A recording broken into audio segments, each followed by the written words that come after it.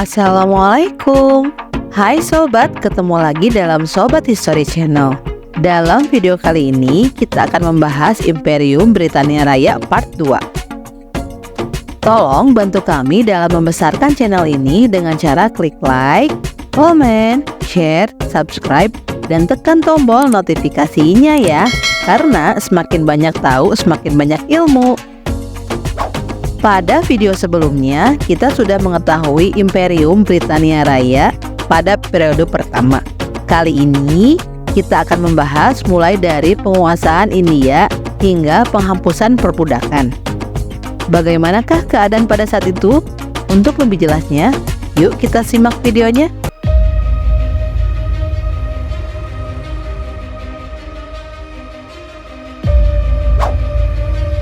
Penguasaan India. Pada abad ke-17, EIC awalnya hanya fokus berdagang di India di bawah izin Kesultanan Mughal. Namun, pada abad ke-18, seiring pembatasan hak-hak EIC oleh Mughal, Inggris bersama EIC terlibat dalam serangkaian perang yang dibantu oleh Prancis dalam Perang Karnatik pada periode 1740-an dan 1750-an. Untuk menguasai India yang berada di bawah kekuasaan Mughal, puncaknya kemenangan dalam pertempuran Plassey pada 1757. Britania yang dipimpin oleh Robert Clive berhasil menaklukkan Mughal dan membuat Inggris menjadi kekuatan dominan di India. Dalam beberapa dekade berikutnya, Inggris secara bertahap memperluas wilayah kekuasaannya, menjadikan India sebagai koloni paling berharga dan kunci bagi statusnya sebagai imperium global. Lepasnya 13 koloni. Hubungan antara 13 koloni di Amerika Utara dengan Britania semakin tegang pada abad ke-18. Pemberlakuan pajak tanpa persetujuan oleh parlemen Inggris memicu kemarahan kolonial. Puncaknya adalah peristiwa Pesta Teh Boston yang menandai awal dari perlawanan terbuka. Perang Revolusi Amerika pun pecah.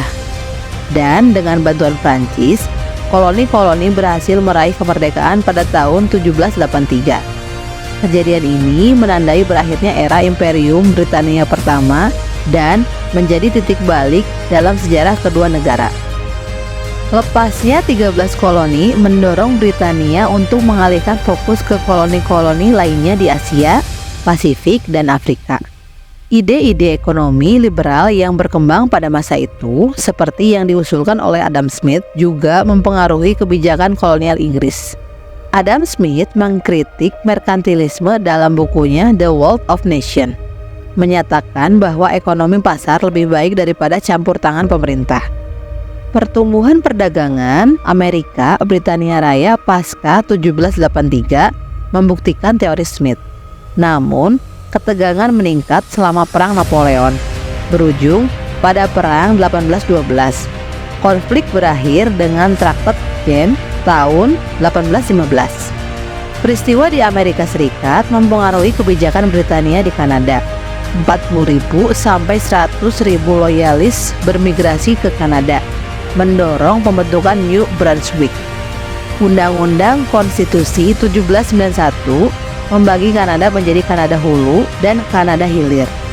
Untuk meredakan ketegangan, sistem pemerintahan Kanada harus mengikuti Britania Raya, menghindari penyebab revolusi Amerika. Penjelajahan Pasifik. Sejak 1718, Britania menggunakan koloni-koloni di Amerika Utara sebagai tempat pembuangan tahanan. Namun, setelah lepasnya 13 koloni pada 1783, Britania beralih ke Australia sebagai alternatif. Meskipun pantai barat Australia telah ditemukan oleh penjelajah Belanda pada 1606, baru pada 1770 James Cook mengklaim benua tersebut untuk Britania dan menamakannya New South Wales. Pengiriman tahanan pertama ke Australia dilakukan pada 1788 dan berlanjut hingga 1840. Seiring waktu, Australia berkembang menjadi koloni yang sangat menguntungkan, terutama karena produksi wool dan tambang emasnya. Bahkan, menjadikan Melbourne sebagai kota terkaya di dunia pada masanya. Selain Australia, Britania juga mengklaim Selandia Baru yang sebelumnya ditemukan oleh penjelajah Belanda Abel Tasman pada 1642. Awalnya, interaksi antara suku Maori dan orang Eropa terbatas pada perdagangan. Namun, pemukiman Eropa mulai meluas di awal abad ke-19. Puncaknya pada 6 Februari 1840, perjanjian Waitangi ditandatangani antara William Hobson dan sekitar 40 tokoh adat Maori. Perjanjian ini dianggap sebagai dokumen awal pendirian negara Selandia Baru. Meskipun perbedaan penafsiran antara versi Britania dan Maori terus menjadi sumber sengketa hingga saat ini. Peperangan dengan Napoleon. Britania sekali lagi ditantang oleh Prancis di bawah pemerintahan Napoleon Bonaparte. Perang Napoleon merupakan tantangan terbesar bagi Britania, bukan hanya sebagai konteks ideologi, tetapi juga ancaman terhadap posisi imperialnya. Britania harus menginvestasikan sumber daya besar untuk memenangkan perang ini. Angkatan Laut Britania memblokade pelabuhan Prancis dan memenangkan pertempuran Trafalgar pada 1805. Meskipun koloni-koloni Britania diserang, Prancis akhirnya dikalahkan oleh koalisi Eropa pada 1814. Pasca kekalahan Napoleon, Britania memperoleh keuntungan besar dari perjanjian damai, termasuk mendapatkan berbagai wilayah. Prancis menyerahkan kepulauan Ionia, Malta, Mauritius, Santa Lucia, dan Tobago.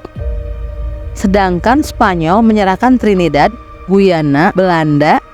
Sementara itu, Britania mengembalikan Guadeloupe, Martinique, Guyana Prancis, dan Réunion kepada Prancis, serta Jawa dan Suriname kepada Belanda.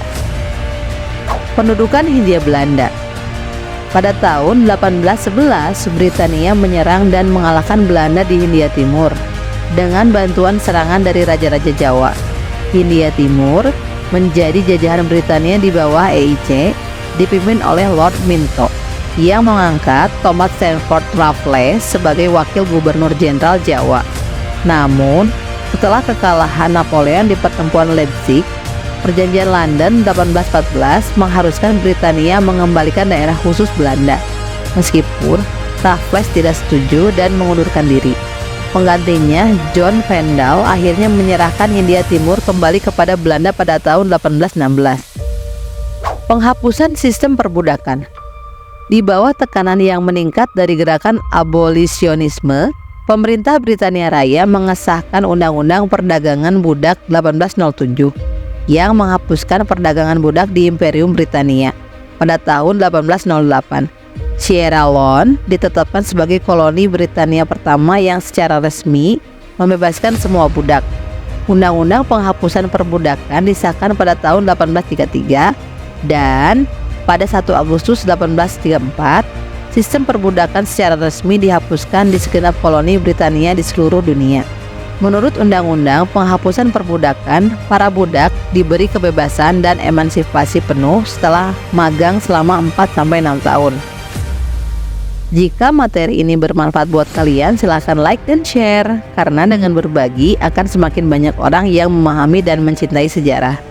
Semoga video kali ini menambah wawasan kalian tentang sejarah. Sampai ketemu pada materi selanjutnya.